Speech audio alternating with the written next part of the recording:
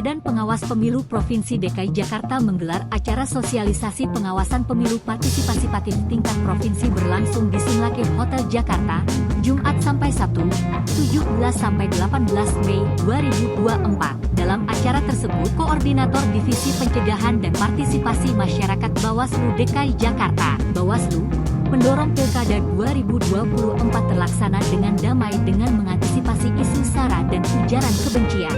Ya, hari ini memang sengaja kita libatkan kelompok keagamaan yang tergabung di FKUB, ada lintas agama, kemudian di pembauran lintas etnis, kemudian organisasi kepemudaan lintas agama juga, ini Cipayung Plus, dan teman-teman pemantau. Sengaja memang kita berharap bahwa mereka ikut berperan aktif bagaimana menjaga kondusivitas politik di DKI Jakarta, terutama menjelang Pilkada DKI Jakarta. Karena kita berharap bahwa Pilkada DKI Jakarta ini tidak lagi ada isu sara dan ujaran kebencian, sehingga para pemuka agama, kelompok-kelompok etnis ini punya peran penting untuk menjaga itu agar supaya mereka bisa menyampaikan kepada umatnya, kepada anggotanya dan sebagainya, agar supaya dalam proses politik di Jakarta ini tidak ada isu sara dan ujaran kebencian, apalagi isu-isu yang terkait dengan agama dan etnis yang tadi.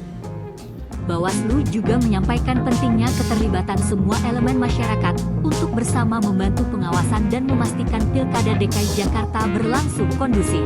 Bawaslu juga menegaskan bahwa Pilkada DKI Jakarta memiliki dinamika yang sangat kompleks dalam setiap penyelenggara pemilu, sehingga perlu ditekankan kepada semua elemen untuk mampu berperan aktif menjaga Pilkada berlangsung damai. Ya kita ketahui bersama dan kita sadar bahwa Jakarta ini adalah multi etnis, multikultural, multi agama, sehingga potensi itu tetap ada. Apalagi kemudian nanti calon-calon yang muncul bisa jadi juga dari berbagai kelompok etnis, berbagai dari kelompok keagamaan. Ini juga yang berpotensi sehingga isu sara ujaran kebencian ini bisa saja terjadi.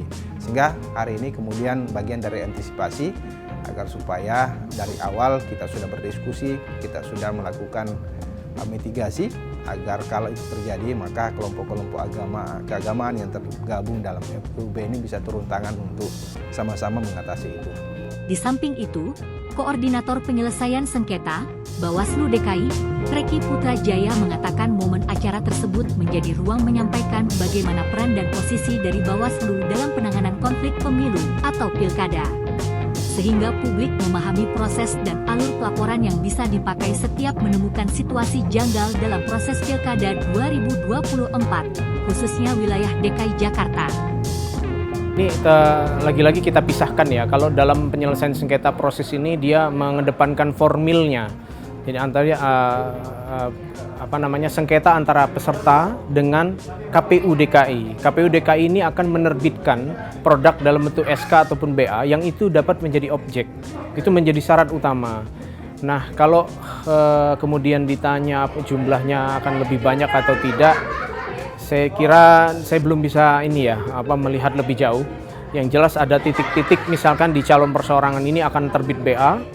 Kemudian pada saat pendaftaran nanti KPU DKI juga akan menerbitkan SK, BA atau SK yang berkaitan dengan keputusan siapa saja penetapan pasangan calon yang akan menjadi pasangan calon. Nah, disitulah pintu-pintu dua momentum itu, pintu-pintu di mana peserta pilkada akan diperbolehkan menggugat atau melalui permohonan penyelesaian sengketa di Bawaslu DKI Jakarta.